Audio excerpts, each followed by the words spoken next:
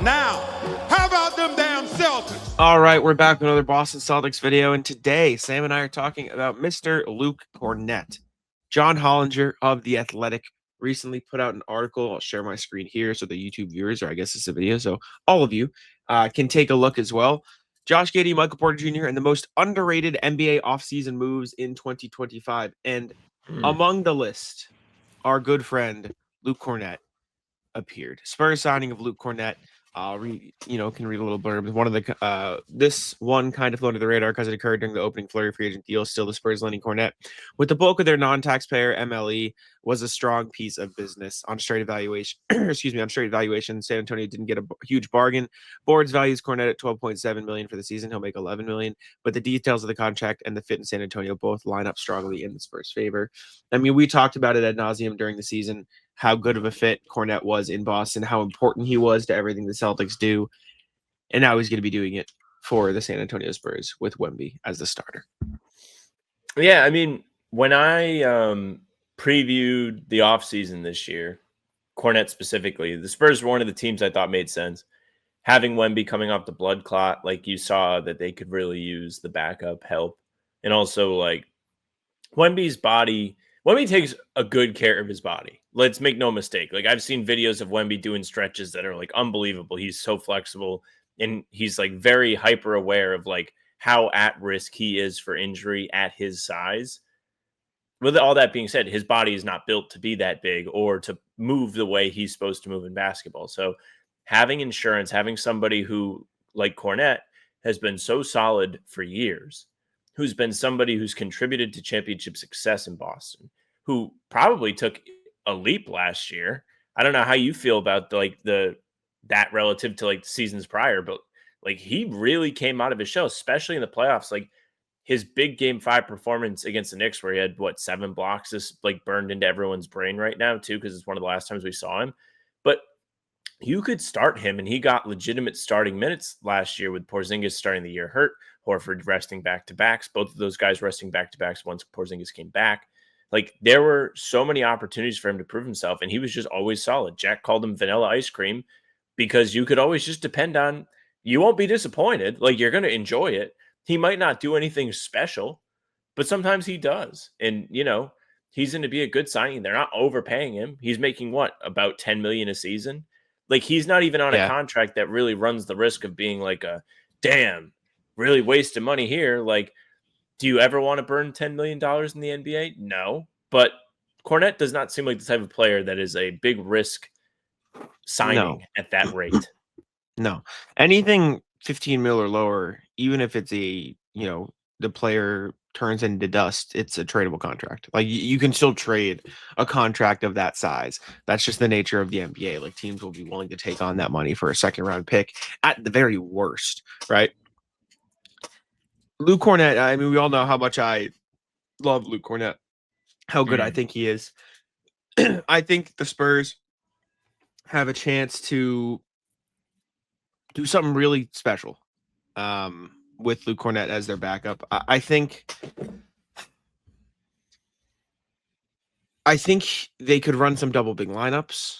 I think he's going to be a great backup. I think having Kelly Olynyk there as well gives them a little bit of floor spacing in the front court too. So you can run Wemby and Kelly Olynyk. You can run Luke Kornet and Wemby. You can run Luke Kornet and Kelly Olynyk. Like, they have a 3-man weave there that can really all kind of play together because of Kelly Olynyk, even though he's in the latter stage of his career, like, pretty defensively versatile, can probably play the 4 if you need him to for small bursts. Obviously, Wemby is defensively versatile enough. Luke Kornet can guard 5s. He can play off the ball. Like, they've got guys who can do a little bit of everything. Wemby is taking 3s, and Luke Kornet as the dunker spot guy, as the offensive rebounding guy. Like, it's just a really, really perfect fit, and I think it's really a really good situation for Luke Kornet to enter too. We can take a look at excuse me, I had to cough. Some of the other underrated moves he compared them to. Bulls re-signing Josh Giddey. We talked about on the show. 4 years, $100 million. That's an incredible contract for Josh Giddey, who was averaging damn near a triple-double towards the end of the season. Nets Michael Porter Jr. trade. You get Denver's future first-round pick unprotected, and you take on a couple years of, Michael Porter Jr.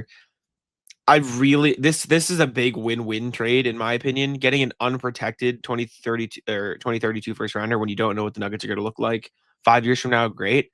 Cam Johnson is a perfect fit for the Nuggets. Heat's Norman Powell trade, Thunder's Jalen Williams contract, and that's the list. What do you think this is the best move on this list of John Hollinger? I mean, Cam Johnson's technically not on the list. You mentioned it. Like, that really is going to elevate Denver, but I don't really think that qualifies as underrated because when it happened, we were all like, whoa, that's so cool, and it's going to make them much better. I think Giddey on the deal that he's on has the biggest boom potential because you have him long term, you have him on short money for long term, and you mentioned his strong close to the season. He's going to have a lot of chances to prove himself in Chicago, right? He's going to have the opportunity to put up stats. And the great thing about this contract is for whatever reason, let's not even say for whatever reason. Let's just say Chicago does not put a good team together during the window of this contract. There will probably be a time where Giddey outgrows that situation, and there may be a time to trade him. Well, if he's producing at $25 million a year, teams are going to want to give you things for Josh Giddey because he will enable them to build competitive rosters while also getting the production that comes along with the $25 million they're spending with him. And that could help Chicago actually get some assets back in trades instead of just getting like their own pick back or not getting any picks back for Caruso. Like, I mean, I guess technically they got Giddey. That was okay. I guess they paid him. But yeah, I think like Giddey's towards the top for me. I think Kornet really is good. Like you were talking about the things he can give San Antonio.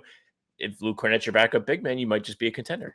Like that might be automatic. You put him on your bench, the odds makers are calling. They're putting you up towards the top. But yeah, Giddey is the big boom potential guy for me. Michael Porter Jr. maybe like he just screams, "I want to shoot the ball every time." Type guy. I don't think this has anything to that. do with Michael Porter Jr. It has everything to do with the 2032 unprotected first rounder the Nets got in the deal. I think. Like even he said, taking on Terrence Mann with 3 years and 47 mil left on his deal, man, getting a 2032 first rounder for the Denver Nuggets to turn Cam Johnson into Michael Porter, beautiful for sure. For sure. Porter Jr. is whatever. He's 2 years younger than Cam Johnson. Track record is concerning. He's played more than Johnson in each of the last 3 seasons.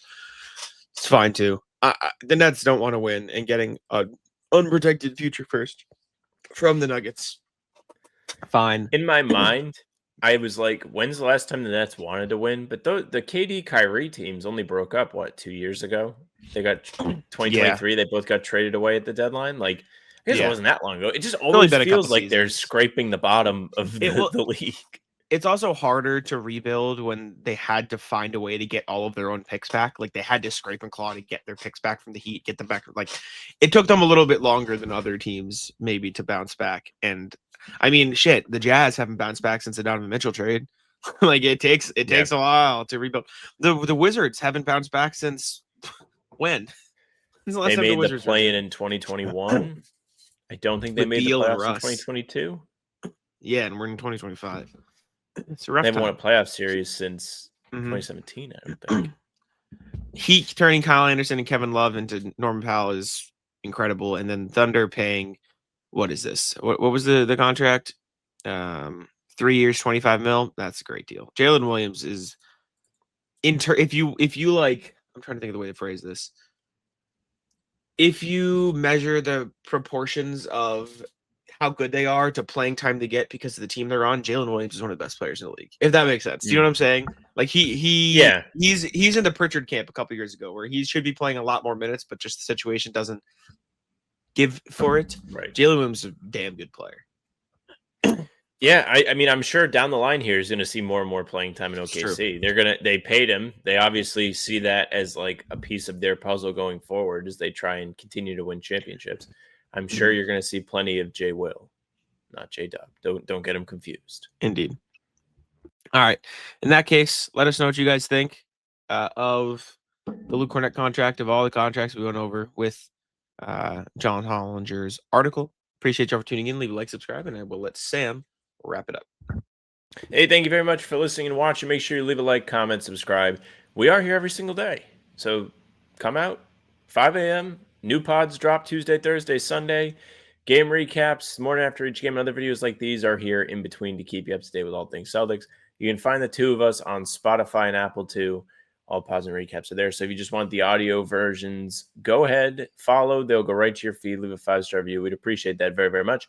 You can email us, hbtcpod@gmail.com. Read them every single time we do a pod. Recording tomorrow or today as you hear this, hbtcpod@gmail.com. Get them in. The socials are at How About Them C's for Twitter, Instagram, and TikTok. Facebook's the name of the podcast. All streams are there. They're on YouTube. They're on Twitter. Jack's Twitter is Jack's1NBA. Mine's at Sam LaFrance NBA. That's it for us. Bye. Tick, tack,